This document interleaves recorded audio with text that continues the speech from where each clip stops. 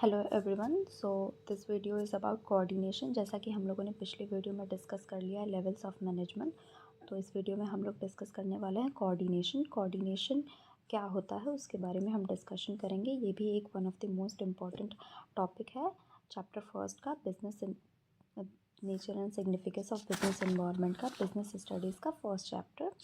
Okay, सो इसमें जो हमारा पहले हम मीनिंग से स्टार्ट करेंगे। मीनिंग ऑफ कोऑर्डिनेशन क्या होता है? Coordination is the process of integrating the activities of a different individual and the department to achieve the common goal of organisation efficiently.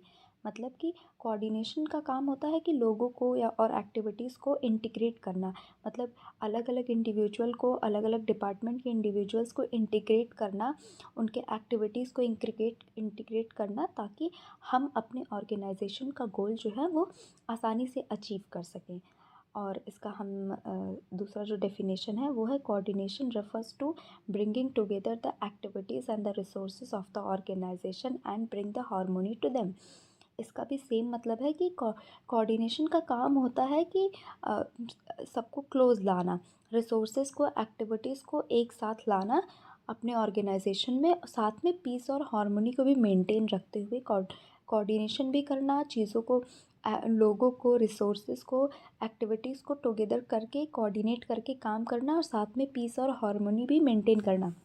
जैसे कि मैं आपको एक एग्जांपल दूं कि मान लीजिए अगर आपकी क्लास में आपके सब्जेक्ट टीचर्स की अगर आपस में बनती नहीं होगी, तो कोऑर्डिनेट अगर नहीं वो लोग कर पाएंगे, यानी कि उनकी बनेगी नहीं, वो लोग कोऑर्डिनेट करके काम नहीं करेंगे, तो उसमें आप लोगों को भी प्रॉब्लम होगा और आपके स्कूल को भी प्रॉब्लम होगा। बेसिकली उनका काम अच्छे से नहीं हो पाएगा। तो ये बहुत ज़्यादा ज़रूरी है कि अगर किसी ऑर्गेनाइजेशन में जितने लोग हैं, जितने डिपार्टमेंट के लोग हैं, उनका आपस में कोऑर्डिनेशन बैठे। कोऑर्डिनेशन जब बैठेगा तभी हम अपने ऑर्गेनाइजेशन का जो भी गोल है उसको हम अचीव कर पाएंगे। और हमारा नेक्स्ट जो है वो है nature and the feature of coordination, कि कोऑर्डिनेशन का नेचर क्या होता है और फीचर क्या होता है। पहला तो कोऑर्डिनेशन जो है वो कंटिन्यूअस प्रोसेस है। मतलब कि ऐसा नहीं है कि एक बार कोऑर्डिनेट कर दिया सबको, उसके बाद काम ख़त्म। नहीं, कोऑर्डिनेशन जो होता है, कोऑर्डिनेशंस, ये कंटिन्यूअस प्रोसेस है, ये रुकता नहीं है, ये कंटिन्यूअसली चलता रहता है, एक नेवर एंडिंग प्रोसेस है।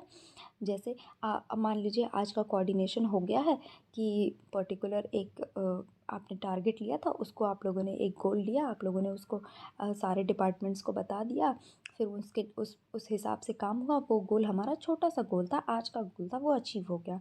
तो अब नेक्स्ट डे के लिए फिर से वही काम करना पड़ेगा। इसीलिए बोलते हैं कंटिन्यूअस प्रोसेस है। मान लीजिए कि आप लोगों के टीचर्स ने कोऑर्डिनेट किया, अच्छे से कोऑर्डिनेट करके आप लोग का यूनिट टेस्ट करा लिया, क्योंकि उन लोगों ने साथ में डिसाइड किया कि हाँ हम 2 चैप्टर का टेस्ट लेंगे। सारे टीचर्स ने 2 चैप्टर पढ़ाया और उसके बाद से टेस्ट लिया।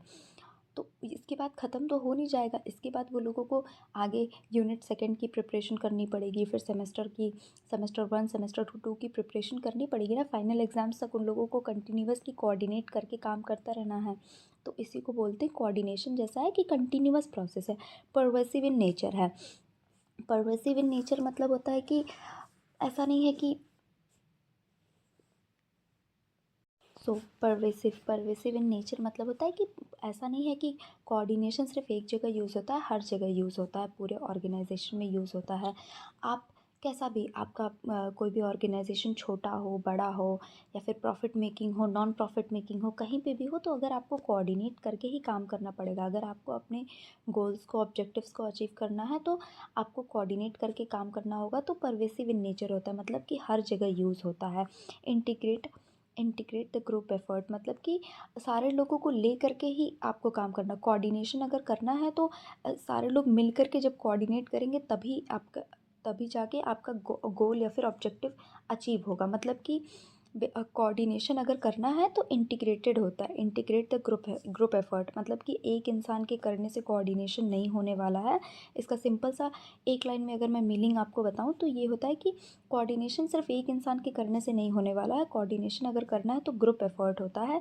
अगर मान लीजिए किसी एक डिपार्टमेंट है, मार्केटिंग डिपार्टमेंट है, अगर मार्केटिंग डिपार्टमेंट को अपना कोई प्रमोशन कराना है, कोई ऐड कराना है, तो उनके डिपार्टमेंट के सारे लोगों को मिल करके एफर्ट मारना होगा, कोऑर्डिनेट करके काम करना होगा, तभी जाके वो काम हो पाएगा।